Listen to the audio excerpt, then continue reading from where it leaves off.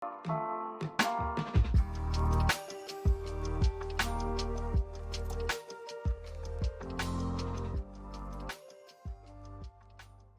pessoal, tudo bem com vocês? Eu sou o Grego e esse daqui é o meu canal. O que vocês estão vendo agora é o capítulo 2 do módulo 2 de uma trilha para a carreira de engenharia de dados. Tá? Então, os vídeos passados, nos outros capítulos desse mesmo módulo, a gente aprendeu sobre conceitos de banco de dados relacionais e como eles funcionam. O que é um padrão ACID, quais são as diferenças entre banco de dados relacionais e não relacionais. No vídeo de hoje a gente vai aprender sobre uma linguagem de programação muito poderosa que serve para operar em bancos de dados relacionais, que é o SQL, o SQL, tá? Comumente conhecido também. Antes de mais nada, pessoal, antes de começar esse vídeo, se vocês não assistiram os vídeos passados desse mesmo módulo e nem o módulo 1, eu vou pedir para vocês pararem esse vídeo, irem assistir os outros antes de continuar aqui, tá? Porque vai te trazer bastante conteúdo teórico para te ajudar nesses módulos e nos próximos, tá bom?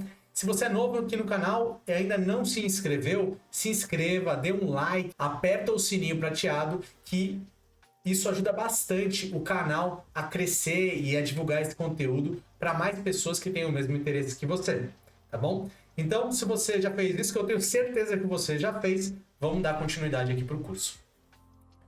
Bom, pessoal, como a gente falou na aula passada, a gente entendeu como é que funciona o banco de dados relacional, a gente vai tratar agora do SQL, tá? Falando um pouquinho só sobre SQL, tá? SQL, o nome é Structured Query Language, né? Eu não botei aqui porque é um conceitinho que eu consigo falar mais de boa, né? Não preciso colocar aqui no slide, tá? Mas é o Structured Query Language, linguagem de busca estruturada. Né? É um conceito que foi criado, eu tenho uns vídeos aqui no canal que falam um pouco mais sobre isso, então não vou me aprofundar muito nesse assunto. Mas é uma forma, né, que você consegue consumir a informação através de uma linguagem muito próxima à real do ser humano, né, através de verbos, né, tipo você fala create, insert, update, delete, drop, select, são verbos que você consegue, através dele, manipular bancos de dados. Tá? E é muito utilizada hoje para fazer tanto operações de manipulação quanto operações de consulta, tá? Tanto por engenheiros de dados, analistas e cientistas de dados, tá bom? O que a gente vai abordar nesses próximos vídeos, tá? Falando desse capítulo. A gente vai falar sobre os tipos de dados de um banco de dados, tá? A gente vai falar sobre estruturas de busca, né? E de busca e manipulação, o DDL, o DML e o DQL. Vamos falar sobre alguns verbos, né? Algumas cláusulas de manipulação, consulta do banco de dados, como o create, o insert, o update, o delete, o drop, e vamos entrar muito profundamente aqui no select, tá?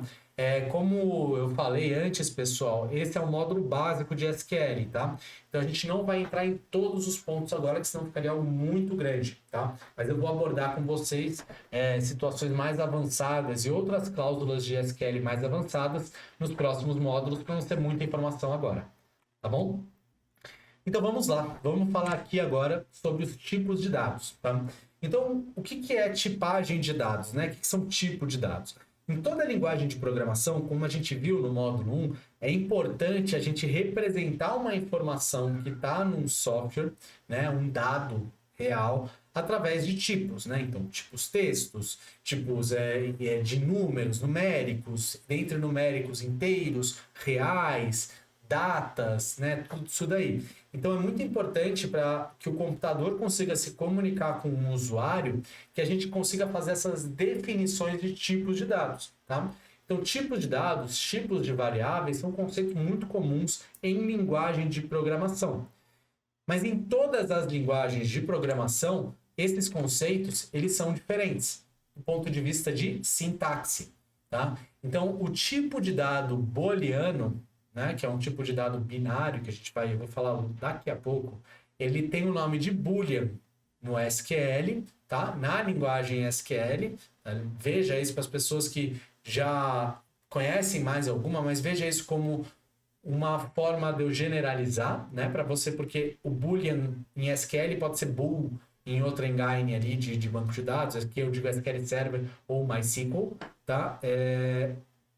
Somente o que muda é o nome, tá? A sintaxe, mas o tipo se mantém o mesmo, tá? Que é o tipo booleano. Vamos começar por ele. São os valores binários, podem ser falsos, verdadeiros, 1, 0, tá? São valores que só tem 2 valores, tá? E que ele serve para satisfazer condições, serve para satisfazer equações condicionais, tá bom? A eles é dado o nome de boolean, o bool, ou bin, né? Tem alguns lugares que também chamam assim, binary, né? Integer são os valores que pertencem ao conjunto dos números inteiros que não são decimais. Ou seja, são todos os valores do conjunto dos números inteiros, ou seja, de infinito a menos infinito, tá? Que não são decimais, ou seja, você não conta a partir das casas decimais, você sempre conta 1, 2, 3, 988, 999, menos 5, até menos infinito, né? E por aí vai. A isso é dado o nome de integer. Floating point também são variáveis, tipos de dados do tipo numérico.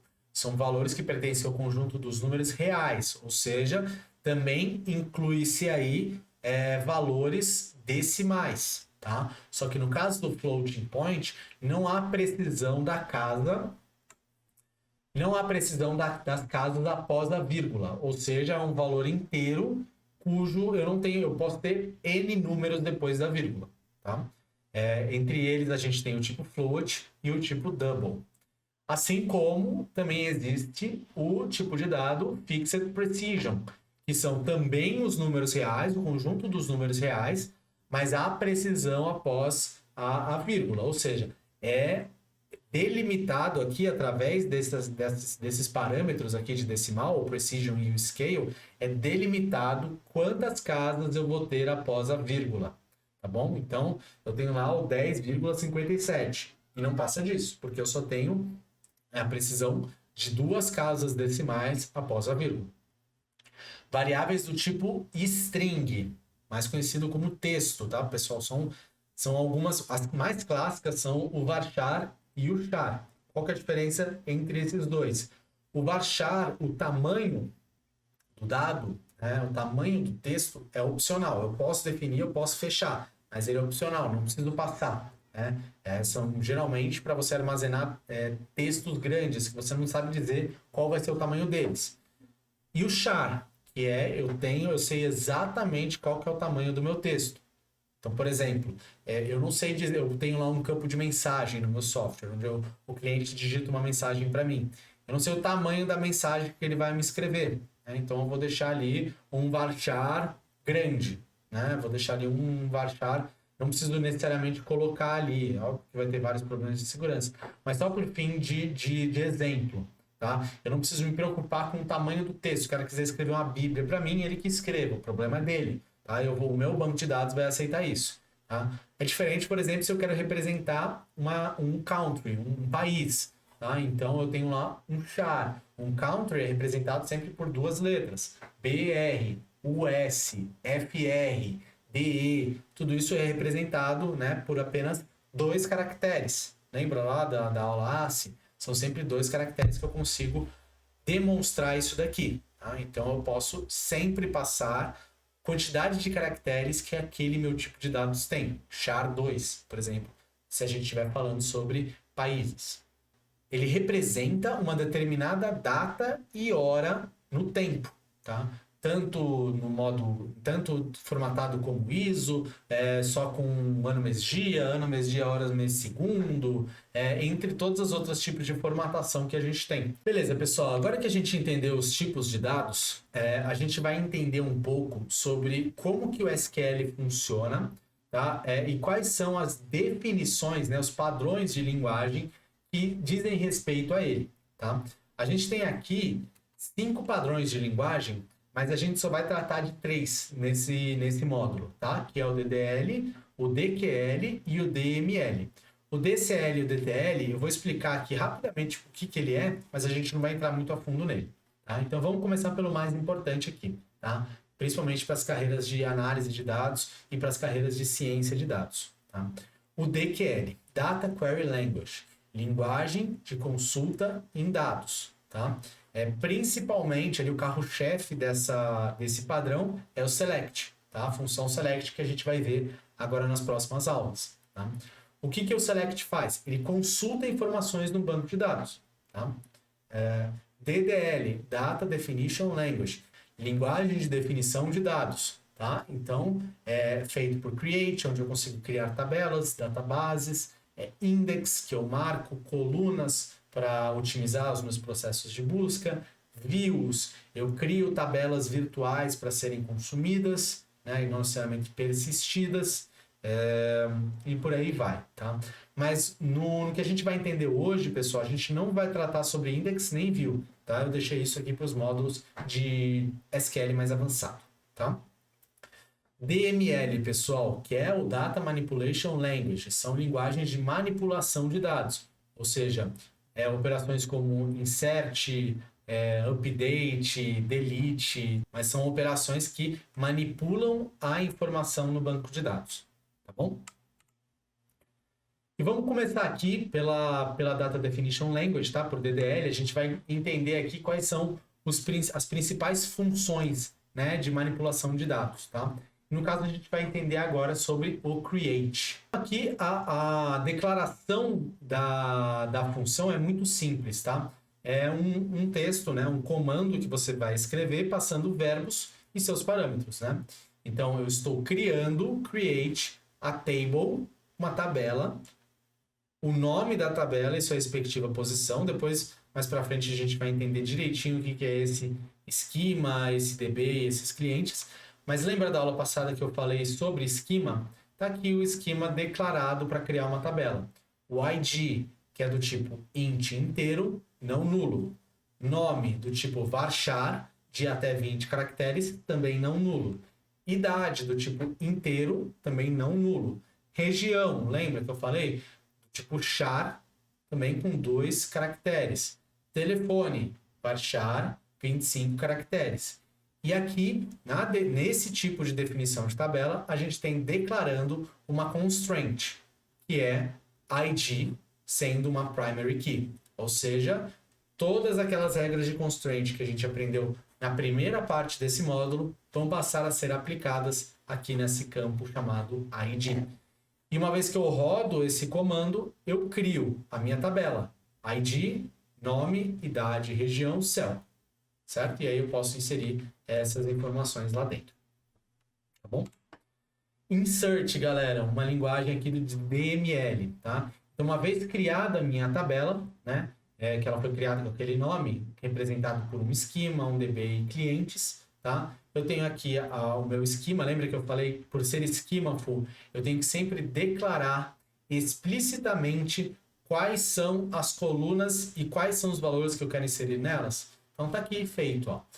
Eu estou inserindo dentro de esquema DB clientes, que é aquela tabela clientes que a gente criou, é essa daqui, tá? O ID é o esquema, ID, nome, idade, região e telefone, com os valores respectivamente. ID 4, eu não precisaria passar esse ID 4 se fosse auto-incremente, tá? Mas só por fins de demonstração tá aqui. O nome Pierre, a idade 53, a região é a França e o telefone é esse daqui. Bom, e aí foi inserido, uma vez que eu rodo esse comando, é inserido uma nova linha naquela nossa tabela com as novas informações. 4, Pierre, 53, França e o seu respectivo celular. Tá bom? Update, mais uma operação de manipulação. Dessa vez eu estou fazendo uma atualização na minha tabela clientes, setando a idade, recebendo idade mais 1. Ou seja, eu estou atualizando a informação de idade de um grupo de pessoas da minha tabela, um grupo de entidades da minha tabela clientes para receber mais 1 ano de vida, certo? E como que eu defino quem vai passar por esse update? Através de uma condição, uma equação condicional que a gente vai ver na aula de select.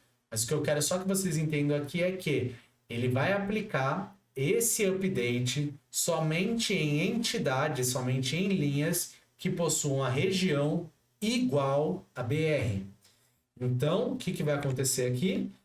Quem tem região igual a BR, ele vai olhar para cada linha, região BR, sim, André, 29, vai aplicar o update, 29 mais 1, 30. Priscila, região BR, vai aplicar o update, 29 mais 1, 30. Kiara, região US, não vai fazer nada. Pierre, região França, FR, também não vai fazer nada. Por fim, é o que acontece. Após o update, vocês verão que idade somente foi atualizado para receber mais um com André e Priscila, pois ambos possuem região igual a BR. E é por isso que existe aquela brincadeira de update sem o E. Digamos que você fizesse isso sem denominar aqui uma operação condicional, uma equação condicional. Ele atualizaria todas as informações da base e às vezes não era o que vocês queriam. Delete, está escrito update aqui, mas é delete. Então é delete from schema DB cliente. Então ele está deletando um registro da nossa tabela de clientes, onde o nome for igual a Pierre. Então o que ele vai fazer? Ele vai deletar essa linha Pierre. Ela vai deixar de existir, passando a ser que nem essa tabela aqui, ó. Tá? Então, Pierre deixou de existir. Eu consegui deletar regiões aqui, passando mais uma vez equações condicionais. Essas equações condicionais, pessoal, a gente vai entender muito bem como elas funcionam nas próximas aulas. E, finalmente, aqui a gente também pode deletar uma tabela ou um banco de dados, em alguns casos até algum esquema. Tá? Nas próximas aulas a gente vai entender como que é feita essa hierarquia aqui. Tá? Eu vou trazer um caso de uso de como que é feita essa hierarquia de esquema que possuem banco de dados, que possuem tabelas. Tá? Só que aqui eu quero exemplificar que existe também, dentro da linguagem SQL, existem formas de você deletar uma tabela, deletar um banco de dados, deletar um esquema inteiro. Tá bom? Que é através do comando drop table. Tá? É isso aí, galera. Espero que vocês tenham gostado desse conteúdo, tá? Ele foi um pouco sucinto. Era só para dar uma introdução ao que é SQL, como ele funciona, que é uma linguagem de programação de fato, só que você altera suas entidades de relacionamentos em banco de dados, passando por algumas cláusulas importantes aqui, tá? Se não as principais, tá? Falando um pouco sobre linguagem de manipulação, linguagem de definição de dados e linguagem de consulta de dados, tá? Não passamos por todos, porque a gente vai ver isso em módulos mais avançados, com mais precisão, mas passamos aqui pelos mais importantes, tá? Na próxima aula a gente vai entender esse comandinho aqui, que é o select, que vai ser o seu melhor amigo na sua trajetória aí de engenharia de dados. Tá bom? Se você ainda não se inscreveu no canal depois desse conteúdo, por favor, se inscreva, dê um like nesse vídeo para esse conteúdo aparecer para mais pessoas que tenham o mesmo interesse que você. Assina o sininho prateado aqui para receber notificações de quando tiver vídeo novo no canal. E é isso. Espero que vocês tenham gostado do conteúdo de novo. Um beijo do Grego e tchau.